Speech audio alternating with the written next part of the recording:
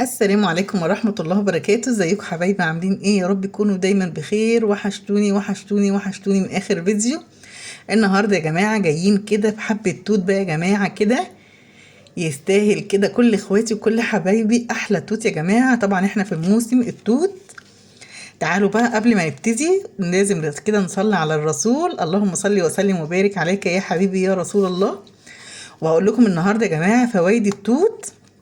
في ناس كتيرة ما بتاكلش التوت، بس والله جميل جدا جدا جدا. وهقول لكم دلوقتي على فوائد التوت. طبعا يا جماعة التوت مليان بفيتامين سي، بيساعد طبعا على رفع المناعة. دي كده اول حاجة. تاني حاجة يا جماعة مليان الالياف كده اللي بتساعد على الجهاز الهضمي. ما شاء الله تبارك الرحمن.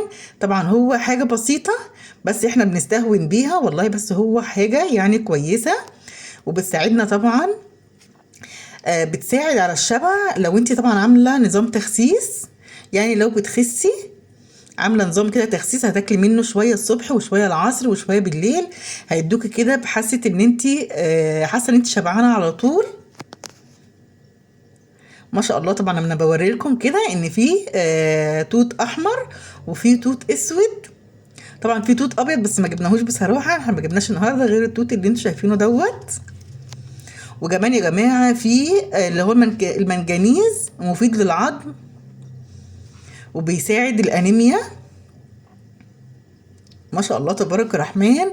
ومليان طبعا مضادات اكسده مفيده للمخ. شوفوا مليان ما شاء الله تبارك الرحمن، يعني في كذا حاجه مفيده لجسمنا. كفايه ان هو فيه فيتامين سي لولادنا. وكمان ممكن نعمله عصير على اي نوع من الفاكهه اللي انت بتحبيها. ما شاء الله تبارك الرحمن. زي ما انتم شايفين باذن الله هنزل لكم الفيديو. انا طبعا عاملاه كده ضرباه في الخلاط، عصير بيبقى طعمه لذيذ وجميل وحاجه طبعا مفيده لاولادنا. انا بوري لكم بصوا طازه وجميل ومش متفعص، يعني والله الواحده بوحدتها كده. وكمان حلو ان احنا لو عاملين نظام تخسيس ولا حاجه هناكل منه شويه، هيحسسنا ان احنا شبعانين. يا رب يا جماعه النهارده الفيديو يعجبكم وينول اعجابكم. النهارده كانت فوائد التوت ما شاء الله تبارك الرحمن. لو وصلت الفيديو لغايه دلوقتي ما تبخليش على اختك شوشو واللايك الجميل وتعليقكم اللي بيحفزني. ربنا يحفظكم ويبارك فيكم يا رب.